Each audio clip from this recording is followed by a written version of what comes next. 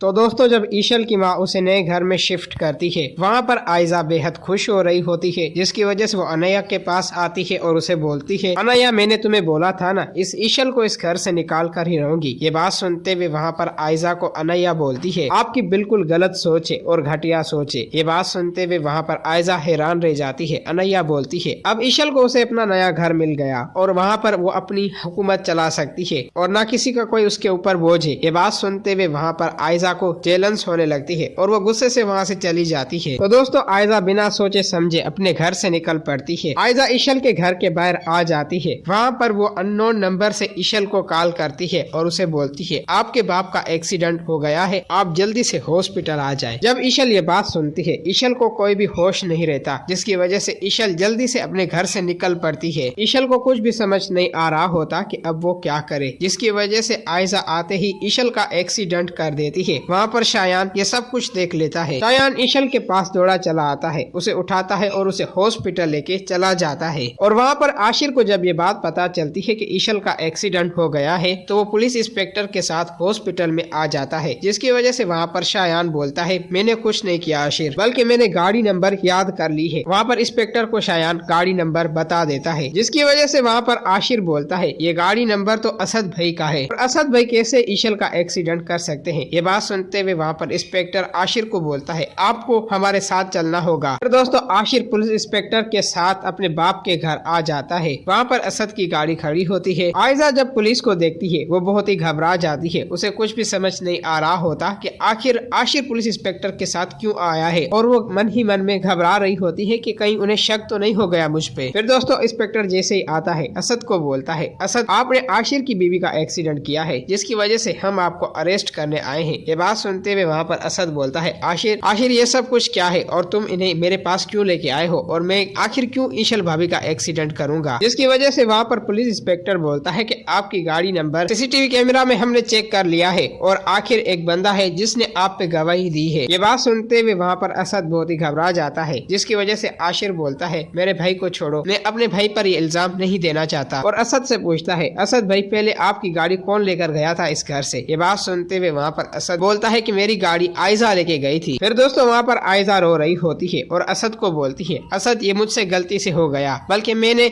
ईशल को टक्कर नहीं मारा। जिसकी वजह से वहाँ पर आयजा डर जाती है। पुलिस इंस्पेक्टर आता है, आयजा को अरेस्ट कर लेता है और वहाँ पर आयजा रोते हुए असद को बोलती है, असद मुझे बचा लो। जिसकी वजह से आशिर बोलता है, असद भाई अब बस बहुत हो गया, और भाभी अब आपने हद पार कर दी, आपने तो ईशल को जान से मारने की कोशिश की है। आयजा बहुत ही रो रही होती है और बोलती है, मुझे माफ कर दो। वहाँ पर आशिर हॉस्पिटल में बहुत ही परेशान होता है। कुछ ही देर बाद डॉक्टर आता है और उसे बोलता है, अब आप ईशल से मिल सकते हैं, उनकी तबीयत बिल्कुल ठीक है। वहाँ पर आशिर और इंस्पेक्टर एक साथ ईशल से मिलने चले जाते हैं, जिसकी वजह से वहाँ पर ईशल बोलती है कि मुझे धोखे से बुलाया गया था और मुझे अननोन नंबर से कॉल आई थी कि आपके बाप का एक्सीडेंट हो गया है, आप जल्दी से हॉस्पिटल आ जाएं। जिसकी वजह से मैं घर से निकल पड़ी। जैसे ही मैं घर से निकली, मेरी गाड़ी स्पीड में थी और पता ही नहीं चला किसी ने मेरा एक्सीडेंट कर दिया। ईशल को आशिर बोलता है, वो एक्सीडेंट करने वाली हमारी भाभी आयजा थी। ये बात सुनकर ईशल वहाँ पर हैरान रह जाती है और बोलती है, आशिर ये सब कुछ तुम क्या बोल रहे हो। वहाँ पर आशिर बोलता है, जी हाँ, उसने ही आपका एक्सीडेंट किया था और वो आपको जान से मारना चाहती थी। फिर दोस्तों वहाँ पर ईशल आशिर को गले लगाती है और वो रो पड़ती है और आपने मुझे बचा लिया। ये बात सुनते हुए वहाँ पर आशिर बोलता है, तुम्हें शायान ने बचाया है। फिर दोस्तों वहाँ पर ईशल और आशिर बेहद खुश हो रहे होते हैं और वहाँ पर ईशल बोलती है, आशिर मैं आयजा भाभी को हरगिज माफ नहीं कर सकती, जो कुछ भी उन्होंने किया है मेरे साथ बहुत ही गलत किया है। वहाँ पर आशिर बोलता है, ईशल तुम घबराओ मत, मैं तुम्हारे साथ